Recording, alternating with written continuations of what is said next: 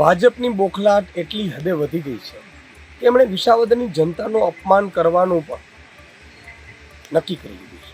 વારંવાર આમે તમે ધારાસભ્યોને તમારા પક્ષમાં લઈને ડરાવી ધમકાવીને એક અપમાન તો કરો જ છો, એના સન્માન ઉપર ઘા તો કરો જ છો.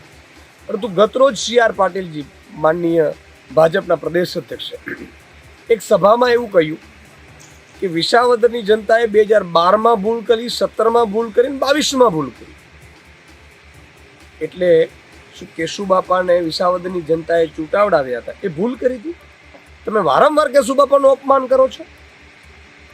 મારી એક માંગણી છે કે કેશુબાપા જેવા દિગ્ગજ નેતા કે જેમણે આ રાજ્યને ખૂબ આપ્યું છે, એમની સૂઝ બૂઝ શક્તિથી મુખ્યમંત્રી હતા ત્યારે એમણે ખૂબ આપ્યું છે ને વિસાવદરે ને પણ એમણે ગુજરાતના પલટ ઉપર મૂક્યું છે, એને તમે વારંવાર અપમાન કરો છો.